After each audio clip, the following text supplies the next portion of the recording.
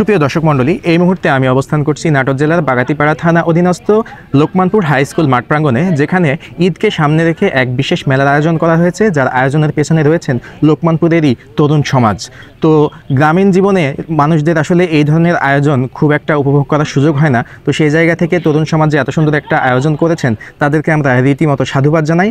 এবং এই জাঁকজমকপূর্ণ মেলার মোটামুটি 4 থেকে 5 দিন হচ্ছে সম্ভাব্য চলমান সময়। তো সেই জায়গা থেকে আমরা চেষ্টা করব আজকে আপনাদের মেলার পূর্ব প্রস্তুতি দেখানোর এবং পরবর্তী ঈদের দিন থেকে পরবর্তী 4 দিন অথবা 5 দিন মেলার বিশেষ আয়োজনগুলো দেখানোর। সাথে থাকবেন, দেখতে থাকবেন।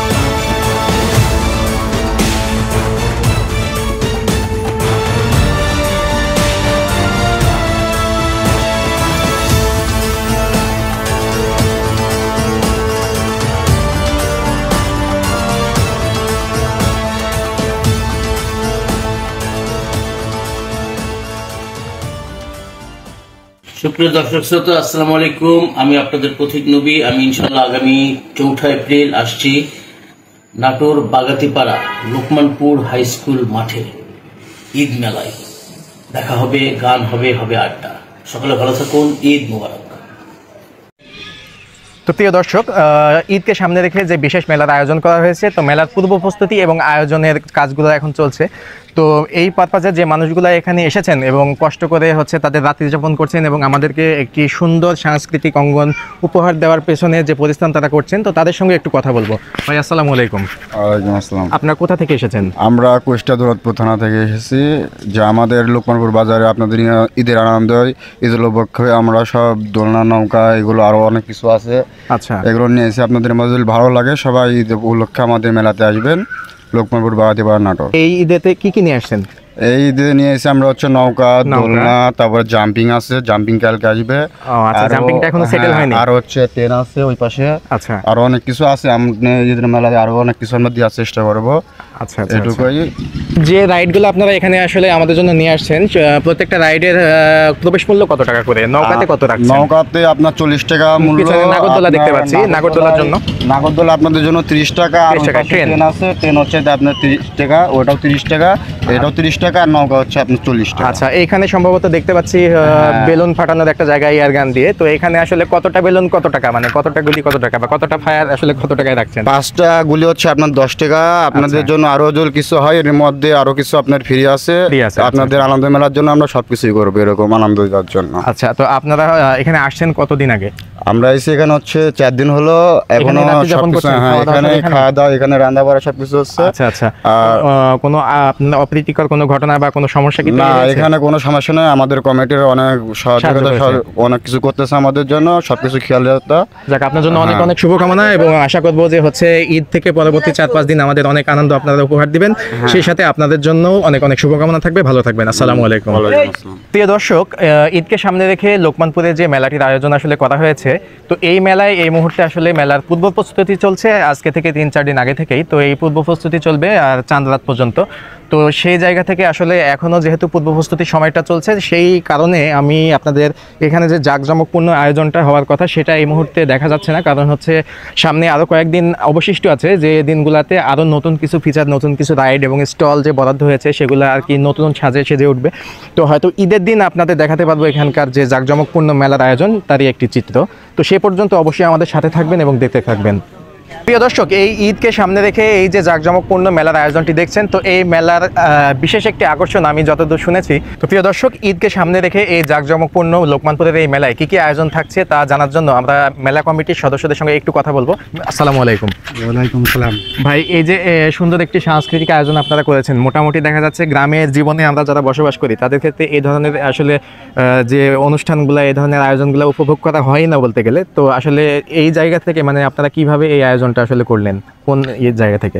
আসসালামু আলাইকুম, আমি তোফাজ্জল হোসেন মলিন বলছিলাম, মেলা কমিটির হলো সহসভাপতি। এবং আমাদের উদ্দেশ্য হলো যে প্রাণের লোকমানপুর যে ঈদ মেলাটা, এই মেলাটার উদ্দেশ্যই হলো যে আমাদের এলাকার মেয়েরা বিভিন্ন জায়গায় বিভিন্ন অনুষ্ঠানে হয়, সেখানে কিন্তু দূরের কারণে যাইতে পারে না। তাদেরকে উদ্দেশ্য করে আমাদের এই মেলাটার আয়োজন করা। সেই সাথে ইয়াং জেনারেশন যারা আছে তারাও বিনোদন চায়, তো তাদের বিনোদনের প্রত্যাশা পূরণ করার জন্য আমাদের এই লোকমানপুর পানের মেলাটার আয়োজন করা।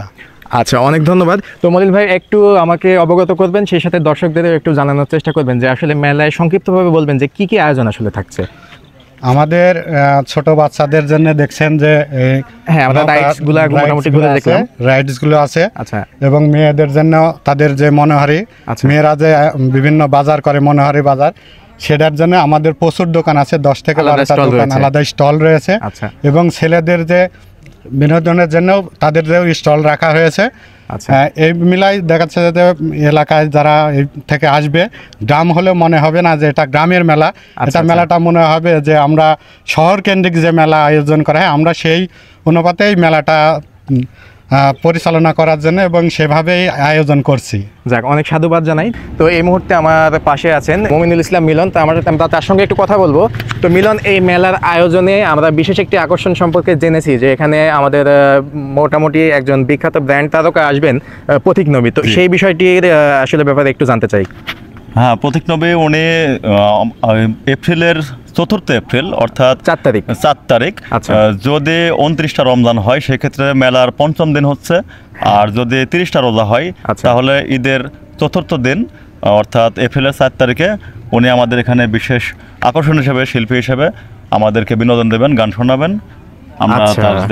তো এই কনসার্টটি আসলে 4র্থ দিন বা 5ম দিনে আয়োজন করা হবে। আমরা 4র্থ দিন পর্যন্ত আমরা বাজেট করছি। যদি রমজান একটা কম হয় সেক্ষেত্রে মেলা একদিন বাইরে যাবে। আচ্ছা, আপনার 5 দিন চলবে।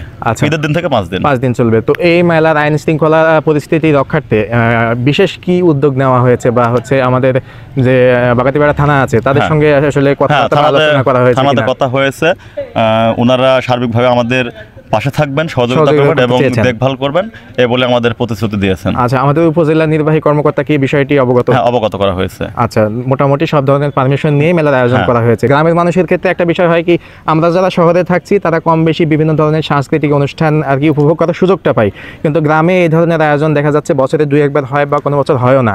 তো সেই জায়গা থেকে তো মিলনদের মতো তরুণ সমাজ যে এত সুন্দর একটা আয়োজন করেছে তাদেরকে আর কি রীতিমতো আমরা সাধুবাদ জানাই। তো মিলন, এই মেলার যে সার্বিক নিরাপত্তা ব্যবস্থা, সেই সাথে হচ্ছে যুব সমাজের ভূমিকা কতটুকু থাকছে? কারণ এখানে হচ্ছে অনেক মেয়ে এবং পরিবার সহ মানুষজন আসবে। তো গ্যালারির ব্যাপারটা কি হচ্ছে, মানে মেয়ে এবং ছেলে আলাদা করা হয়েছে? আমাদের গ্যালারির বিষয়টা ছেলে এবং মেয়ে আলাদা করা হয়েছে। মেয়েদেরকে আমরা সর্বোচ্চ 400 পিস চেয়ারের এখন পর্যন্ত বাজেট হয়েছে। যদি আমরা দেখি যে দর্শকের সংখ্যা বেড়ে যাচ্ছে সেক্ষেত্রে চেয়ারের পরিমাণ আমরা বাড়িয়ে দেবো। সবাইকে তো বসানো সম্ভব হয় না, সবাইকে বসানো সম্ভব হয় না যদিও। তারপরে আমরা সার্বিকভাবে সাধ্যমতো চেষ্টা করব এখানে সুশৃঙ্খল পরিবেশে যেন সবাই এসে ঈদ মেলা উপভোগ করতে পারে, আমরা সেই লক্ষ্যে কাজ করে যাচ্ছি। আর লোকমানপুর, প্রাণের লোকমানপুরের প্রত্যেকটা গ্রামের যুব সমাজদের আমরা অবগত করছি, তারা আমাদের পর্যাপ্ত পরিমাণে সহযোগিতা করছে। আমরা আশাবাদী যে এখানে সুশৃঙ্খল পরিবেশেই ঈদ মেলা আয়োজন হবে। আর আমরা চেষ্টা করব যারা দেশের বাহিরে আছেন তাদেরকে আমরা লাইভ অনুষ্ঠান পরিচালনা করার এখন পর্যন্ত মাথায় আছে, বাকিটা দেখা যাক। আর কি কি আয়োজন থাকছে মেলাতে? এখানে আপনার স্টল আছে, খাবারের দোকান আছে, নাগরদোলা, ট্রেন, স্লিপার, বিভিন্ন ধরনের খেলনা সামগ্রী, আর ছোট বাচ্চাদের খেলনার দোকান, আচ্ছা। খাবারের দোকান, বিভিন্ন ধরনের স্টল। গতবারের থেকে এবার আমরা স্টল বাড়িয়েছি। আচ্ছা, এই অবস্থায় আপাতত স্টল বুকিং সম্পূর্ণ হয়েছে, মোটামুটি শেষ, cover হয়ে শেষ হয়ে গেছে। আচ্ছা আচ্ছা আচ্ছা। এই অবস্থাতে আছে। এত সুন্দর একটা আয়োজন করার জন্য প্রাণের লোকমানপুর এবং লোকমানপুরবাসীকে সাধুবাদ জানাই। তো সকলকে শুভেচ্ছা জানিয়ে আজ এখানে বিদায় নিচ্ছি। পরবর্তীতে মেলার যে আয়োজন, জাঁকজমকপূর্ণ আয়োজন থাকবে তা আমরা ঈদের প্রথম দিন তুলে ধরার চেষ্টা করবো এবং পরপর 4 দিন আপনাদেরকে লাইভ দেখানোর চেষ্টা করবে প্রাণের লোকমানপুর টিম। তো সে পর্যন্ত সাথে থাকবেন, দেখতে থাকবেন। আজ এখানে বিদায় নিচ্ছি। আল্লাহ হাফেজ।